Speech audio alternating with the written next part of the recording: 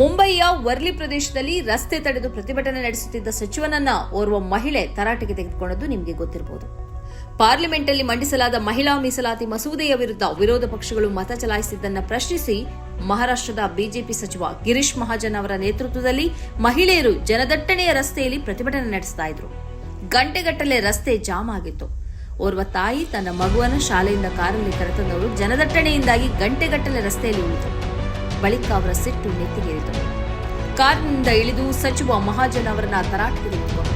ಪೊಲೀಸರ ಜೊತೆಗೂ ಅತ್ಯಂತ ಆಕ್ರೋಶದಿಂದಲೇ ಮಾತಾಡಿದರು. ದೇಶಾದ್ಯಂತ ಮಹಿಳೆಯ ಆಕ್ರೋಶಕ್ಕೆ ಬೆಂಬಲವೂ ವ್ಯಕ್ತವಾಯಿತು. ಜನರು ಚಪ್ಪಾಳೆ ತಟ್ಟಿದರು. ರಸ್ತೆಯಲ್ಲಿ ಪ್ರತಿಭಟನೆ ಮಾಡಬೇಡಿ, ಪಕ್ಕದಲ್ಲಿ ಮೈದಾನ ಇದೆ, ಅಲ್ಲಿ ಮಾಡಿ ಎಂದು ಆ ಮಹಿಳೆ ಆಕ್ರೋಶದಿಂದ ಹೇಳಿದರು. ಅಲ್ಲಿಂದ ಜನರು ನಿಧಾನಕ್ಕೆ ಚದುರಿದರು. ಜನರು ಹೀಗೆ ಪ್ರತಿಭಟಿಸುತ್ತಿದ್ದರೆ ಕಾನೂನು ಉಲ್ಲಂಘಿಸಿ ತಮಗೆ ತೋಚಿದಂತೆ ನಡೆಯುವ ರಾಜಕಾರಣಿಗಳಿಗೆ ಬ್ರೇಕ್ ಬೀಳಬಹುದು ಎಂದು ನಾಗರಿಕರು ಪಕ್ಷಭೇದ ಮರೆತು ಆ ಮಹಿಳೆಯನ್ನ ಕೊಂಡಾಡಿದರು.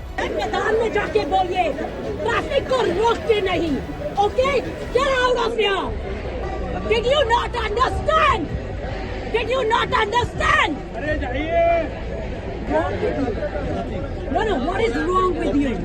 There are hundreds of people waiting. There is an empty ground there. There is an empty ground. Yes. Get out of here. मेरे से कोई बात नहीं करेगा. यहाँ से इस ट्रैफिक को हटाओ. Shut up. ಇದೀಗ ಝನ್ ಸಡವರ್ತೆ ಎಂಬ ಕಾನೂನು ವಿದ್ಯಾರ್ಥಿನಿ ಈ ಮಹಿಳೆಯ ವಿರುದ್ಧವೇ ಕಂಪ್ಲೇಂಟ್ ಕೊಟ್ಟಿದ್ದಾರೆ. ಈಕೆಯ ತಂದೆ ಲಾಯರ್.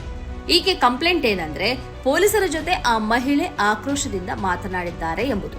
ಪೊಲೀಸರು ಶ್ರಮವಹಿಸಿ ಕೆಲಸ ಮಾಡ್ತಾರೆ, ಅವರ ವಿರುದ್ಧ ಹೀಗೆ ಮಾತಾಡಿದ್ದು ಸರಿಯಲ್ಲ ಎಂದು ಆ ಯುವತಿ ಮಾಧ್ಯಮದ ಜೊತೆ ಮಾತಾಡಿ ಹೇಳಿದ್ದಾರೆ.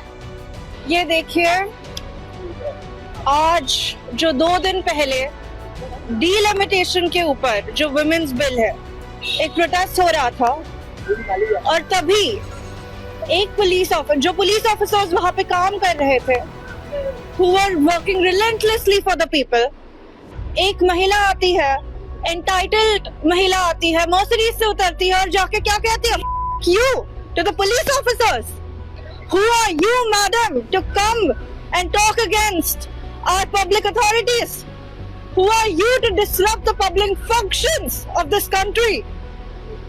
I am a law student. I am Zen Sadavarte. I am just a citizen of this country who is against this. What is this behavior? I am a granddaughter of a police officer. There was Mr. Minister Girish Mahajan, who was also disrespected. Why? Just because there were a couple of cameras. There was national television. You wanted to create victimization. What was the intent behind this? What was the agenda? इस देश की धरती पे insult towards hard-working police officers, insult towards the public functionality, to the constitution and the constitutional mechanism itself, ये नहीं चलेगा. अगर आज we don't set an example and stone, then when is it going to happen? Some entitled lady, some entitled madam can't come out of a Mercedes and expect the people to be okay with her cursing out. हमारे देश के police officers, there is a way. If she felt कि कोई inconveniences है, if she felt कोई traffic jam है, she can't aggressively come threaten the police officers. तो यहीं पे आज वाली police station में I went to the senior police officer and I have filed a complaint. I have requested to lodge an FIR. ಹೇಗೆ ರಾಜಕಾರಣಿಗಳು ಜನಸಾಮಾನ್ಯರನ್ನ ದುರುಪಯೋಗಿಸುತ್ತಾರೆ ಎನ್ನುವುದಕ್ಕೆ ಈ ಝೆನ್ ಸದವರ್ತೆ ಒಂದು ಒಳ್ಳೆಯ ಉದಾಹರಣೆ. ಕಾನೂನು ವಿದ್ಯಾರ್ಥಿಯಾಗಿರುವ ಈಕೆಗೆ ರಸ್ತೆಯನ್ನು ತಡೆದು ನಾಗರಿಕರಿಗೆ ತೊಂದರೆ ಕೊಡಬಾರದು ಎಂಬ ಸುಪ್ರೀಂ ಕೋರ್ಟ್ನ ಆದೇಶ ಗೊತ್ತಿಲ್ಲದೆ ಇರುವುದು ದುರಂತ. ಗಂಟೆಗಟ್ಟಲೆ ರಸ್ತೆಯನ್ನ ಜಾಮ್ ಮಾಡಿದ ಬಗ್ಗೆ ಈ ಯುವತಿಯಲ್ಲಿ ಕಂಪ್ಲೇಂಟ್ ಇಲ್ಲ. ಪುಟ್ಟ ಮಗುವನ್ನು ರಸ್ತೆಯಲ್ಲಿ ಗಂಟೆಗಟ್ಟಲೆ ನಿಲ್ಲಿಸಿದ ತಾಯಿ ಮತ್ತು ಮಗುವಿನ ಸಂಕಟದ ಬಗ್ಗೆ ಈ ಯುವತಿಯಲ್ಲಿ ಯಾವುದೇ ಪಶ್ಚಾತ್ತಾಪ ಇಲ್ಲ. ರಸ್ತೆಯನ್ನು ತಡೆದು ಪ್ರತಿಭಟನೆ ಮಾಡಿದ ಬಿಜೆಪಿ ಸಚಿವನ ಬಗ್ಗೆ ಈ ಯುವತಿಯಲ್ಲಿ ಯಾವುದೇ ತಕರಾರಿಲ್ಲ. ಕಾನೂನು ವಿದ್ಯಾರ್ಥಿನಿ ರಾಜಕೀಯ ಅಜೆಂಡಾವನ್ನು ತಲೆಯಲ್ಲಿ ತುಂಬಿಕೊಂಡ್ರೆ ಹೇಗೆ ನಾಗರಿಕ ವಿರೋಧಿಯಾಗಿ ಮಾರ್ಪಾಡ್ತಾರೆ ಅನ್ನೋದಕ್ಕೆ ಈ ಯುವತಿಯ ಮಾತುಗಳೇ ಸಾಕ್ಷಿ ವಹಿಸುತ್ತವೆ. ನಿಜವಾಗಿ ಆ ಸಚಿವರ ವಿರುದ್ಧ ಆಕೆ ದೂರು ಕೊಡಬೇಕಿತ್ತು. ರಾಜಕೀಯ ಪ್ರತಿಭಟನೆಯನ್ನ ಜನರಿಗೆ ತೊಂದರೆಯಾಗುವಂತೆ ರಸ್ತೆಯಲ್ಲಿ ನಡೆಸಿದ ಬಗ್ಗೆ ಈಕೆ ಆಕ್ರೋಶ ವ್ಯಕ್ತಪಡಿಸಬೇಕಿತ್ತು. ಆದರೆ ಇದನ್ನ ಪ್ರಶ್ನಿಸಿದ ಮಹಿಳೆಯ ವಿರುದ್ಧವೇ ದೂರು ಕೊಡುವುದೆಂದ್ರೆ ಅದು ರಾಜಕಾರಣಿಗಳಿಗೆ ಕಾನೂನು ಉಲ್ಲಂಘಿಸಿ ಜನರನ್ನ ಮರಳು ಮಾಡುವುದಕ್ಕೆ ಇನ್ನಷ್ಟು ಅವಕಾಶ ಕೊಟ್ಟಂತೆ. ಈಗಾಗಲೇ ರಾಜಕಾರಣಿಗಳು ಜನರ ಮೇಲೆ ದಬ್ಬಾಳಿಕೆ ನಡೆಸುತ್ತಿದ್ದಾರೆ, ತಮಗೆ ತೋಚಿದಂತೆ ಬದುಕ್ತಾ ಇದ್ದಾರೆ. ಇದನ್ನ ಪ್ರಶ್ನಿಸುವ ನಾಗರಿಕರ ಮೇಲೆಯೇ ರಾಜಕೀಯ ಪ್ರೇರಿತ ದೂರುಗಳನ್ನು ನೀಡುವುದರಿಂದ ರಾಜಕಾರಣಿಗಳಿಗೆ ಲಾಭವೇ ಹೊರತು ನಾಗರಿಕರಿಗೆ ಇನ್ನಷ್ಟು ತೊಂದರೆ ಆಗಲಿದೆ. ಈ ಕಾರ್ಯಕ್ರಮದ ಪ್ರಾಯೋಜಕರು Gadiyar group of companies,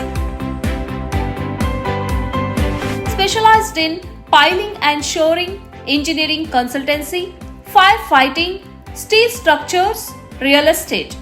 Office, SIT Tower, Silicon Oasis, Dubai, UAE. ಸ್ನೇಹಿತರೆ, ನಿಮ್ಮ ಅದ್ಭುತ ಬೆಂಬಲದಿಂದ ಸನ್ಮಾರ್ಗ ನ್ಯೂಸ್ ಚಾನೆಲ್ ಈಗ 2 ಲಕ್ಷ ಸಬ್ಸ್ಕ್ರೈಬರ್ಗಳನ್ನು ದಾಟಿದೆ. ಇದು ನಮ್ಮ ಯಶಸ್ಸಲ್ಲ, ಇದು ನಿಮ್ಮ ಯಶಸ್ಸು. ನಮ್ಮ ಮುಂದಿನ ಗುರಿ 4 ಲಕ್ಷ. ಇದು ಕಷ್ಟವಲ್ಲ. ನೀವು ಮಾಡಬೇಕಾದದ್ದು ಸಿಂಪಲ್. ನೀವು ಸನ್ಮಾರ್ಗ ನ್ಯೂಸ್ ಚಾನೆಲ್ ವಿಡಿಯೋವನ್ನ ನಿಮ್ಮ ಸ್ನೇಹಿತರಿಗೆ, ಕುಟುಂಬದವರೊಂದಿಗೆ ಹಂಚಿಕೊಳ್ಳಿ ಮತ್ತು ಅವರಲ್ಲೂ ಸಬ್ಸ್ಕ್ರೈಬ್ ಮಾಡಲು ಹೇಳಿ. ನೀವು ಶಕ್ತಿಯನ್ನು ಕೊಡಿ, ನಾವು ನಿಖರ ಸುದ್ದಿ ಕೊಡ್ತೇವೆ. ಧನ್ಯವಾದಗಳು.